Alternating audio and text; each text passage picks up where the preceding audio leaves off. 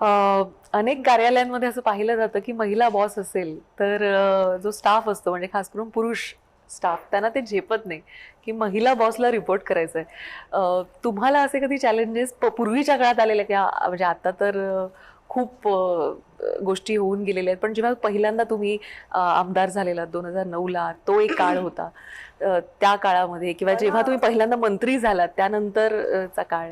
मला ना सुरुवातीला जेव्हा मी राजकारणात आले ते पण मी अपघाताने आले. माझं काही ठरवलं नव्हतं की मला इच्छाही नव्हती फार राजकारणात येण्याची, पण मी अपघाताने राजकारणात आले. एका अपघाताने म्हणण्यापेक्षा एका विशिष्ट परिस्थितीमध्ये मी राजकारणात आले आणि तेव्हाच मुलगी काय करू शकेल ही चर्चा मी आलेली न पसंत पडणाऱ्या लोकांमध्ये असायची. किंवा मी अरे तुम्ही तर शिक्षण वगैरे सगळं शहरात झालंय, इथे गाय कशी दूध देते कळेल का, फॉरेन मध्ये राहिले म्हशीचं म्हशी आणि रेड्यातला फरक त्यांना कळतो का, त्यांना शेतात काय भुईमुग कुठे उगवतो कळतो का, अशा प्रकारचे प्रश्न विचारले गेले. पण महिला म्हणून मला प्रश्न विचारला गेला नाही सुदैवाने की महिला काय करू शकते.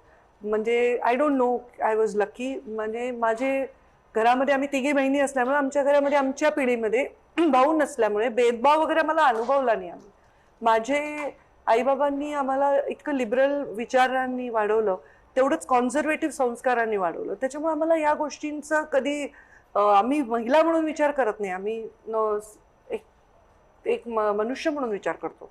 ती आमची कॉन्सेप्टच नाही. पण जेव्हा मी बाबा गेले तेव्हा मात्र मला ट्रोल करणाऱ्यांनी किंवा मला विरोध करणाऱ्यांनी माझ्या महिला असण्यावर जास्त घाला घालायचा प्रयत्न केला.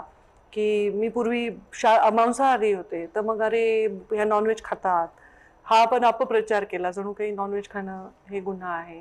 तसेच केस बांधत नाही असं, म्हणजे बारीक बारीक कुजबुज, कोणी समोर येऊन मला बोललं नाही.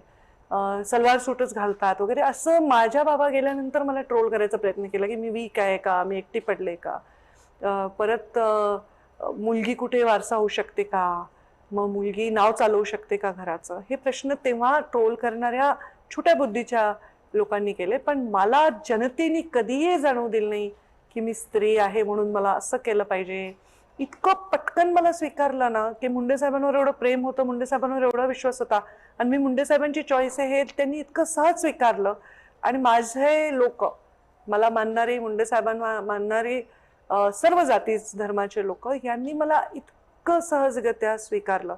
तर मला कधी कधी वाटतं खूप कमी शिकलेला, खूप ग्रामीण भागात कमी एक्सपोजर असणारा माणूस कधी कधी खूप उदात्त विचारांचा असतो आणि खूप स्वतःला सुडो इंटेलेक्च्युअल असतात, जे खूप स्वतःला मोठं समजतात, खूप एक्सपोजर असतात, ते कधी कधी संशय घेतात. जसं कधी माझे बँकेचे कर्ज वगैरे असायचे तर मी जेव्हा त्या बँकेच्या प्रमुख अधिकाऱ्यांना भेटायचं तर त्यांना असं वाटायचं की महिलांना जमणारं हे खातं नाही.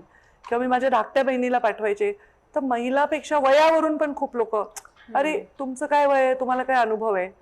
तर हे गोष्टीचे प्रश्न नक्की व्हायचे. तर पण फार मला काही महिला म्हणून कोणी असं नाकारलंय किंवा कमी ठरवलंय असं नाही वाटत. कारण महिला असणं ही नाकारण्याची गोष्टच नाही, महिला असणं ही ताकदीचीच गोष्ट आहे.